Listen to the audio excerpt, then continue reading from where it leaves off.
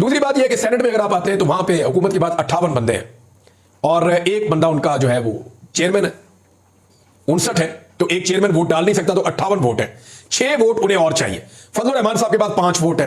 तो फजलुर रहमान साहब अगर 5 वोट दे देते हैं तो फिर भी उनके 63 होते हैं, उनको 1 वोट फिर और चाहिए होगा, और अगर 1 वोट उन्हें और चाहिए तो उन्हें फिर वोट लेना पड़ेगा अख्तर मेंगल साहब की पार्टी से। या मैं आपको एक बंदे का नाम बताता हूं, पाकिस्तान तहरीक इंसाफ के सैफुल्ला अबरू है। इनके बारे में बहुत सारे रिपोर्टर्स को इस बात का शक है कि ये एस्टेब्लिशमेंट के बहुत करीब है और ये कारोबारी टाइप की शख्सियत है, और पाकिस्तान तहरीक इंसाफ ने भी इन्हें किसी के कहने पे अब्लाइज किया हुआ था। लिहाजा सैफुल्ला अबरू साहब के बारे में है कि ये शायद वोट डाल सकते हैं हुकूमत की जानिब से आईनी तरमीम के हक में, ये शुबा है और कुछ लोग कह रहे हैं, मेरे पास कोई डायरेक्ट इंफॉर्मेशन नहीं है, लेकिन ये भी तभी डाल पाएंगे जब 63A के ऊपर काजी फायद ईसा साहब सुप्रीम कोर्ट ऑफ पाकिस्तान का पुराना फैसला बदल देंगे और आइन की एक नई तशरीह कर देंगे कि फ्लोर क्रॉसिंग आज के बाद जायज है। तो जनाब ये है वो सूरत हाल। इसमें एक चीज और कही जा रही है, वो ये कहा जा रहा है कि क्योंकि अब मखसूस नशिस्तें भी है ना, हुकूमत का सारा काम हो जाता है अगर वो मखसूस नशिस्तें वापस लेने में कामयाब हो जाती है हुकूमत, और अगर वो मखसूस नशिस्तें लेती है तो उनकी 2 तारीख अक्सरियत हो जाती है, फिर वो फौरन कोशिश करेंगे कि खैबर पख्तूनख्वा में सेनेट का इलेक्शन हो जाए,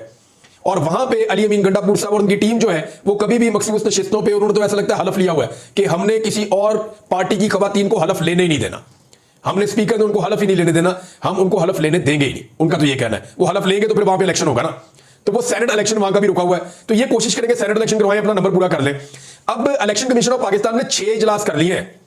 यानी जब अदालत ये कहती है कि ये सीटें पीडीएम की हैं तो ये 5 मिनट लगाते हैं दे देते हैं, अदालत ये कहती है कि बल्ला छीन लो, 5 मिनट लगाते हैं छीन लेते हैं, लेकिन जब अदालत कहती है नहीं जी बल्ला इनका है तो फिर ये इजलासों पे लग जाते हैं, अपीलों पे लग जाते हैं। जब अदालत ये कहती है कि नहीं जनाब आपने मखसूस नशिस्तें पाकिस्तान तहरीक इंसाफ को देनी है, तो यहां पे इलेक्शन कमीशन 6 इजलास कर चुका है और अब कह रहे हैं जी सुप्रीम कोर्ट में हम वापस जाएंगे, हम किसी सूरत इसके ऊपर अमल दरामद तो भी नजर नहीं आ रहा। और सारे लोग जो बबांगे दो लोग कहते हैं, यानी जो लोग एस्टेब्लिशमेंट के यानी खुदकार किस्म के आप कह लें या खुद साख्ता किस्म के आप कह लें, जो तर्जुमान बने हुए हैं, वो अपने मुंह से आकर कहते हैं कोई फर्क नहीं पड़ता, आइन क्या चीज है, अदालती फैसला क्या चीज है, हमने अदालती फैसला देखना है या ये देखना है, बस उनको नहीं दिल कर रहा, वो नहीं मान रहे। यानी इस तरह आके डिटाई के साथ टीवी चैनल पे, नेशनल टीवी पे बैठ के परवेज मुशर्रफ के दौर में कभी किसी ने इस डिटाई के साथ ऐसे काम नहीं किए थे जो अब किए जा रहे हैं, और साफ कहा जा रहा है कि अदालती फैसले पर अमल दरामद नहीं किया जाएगा। वैसे मैं आपको ये बताता हूं कि अदालती फैसले पर ना सिर्फ अमल दरामद करना पड़ेगा बल्कि वो करवा लिया जाएगा।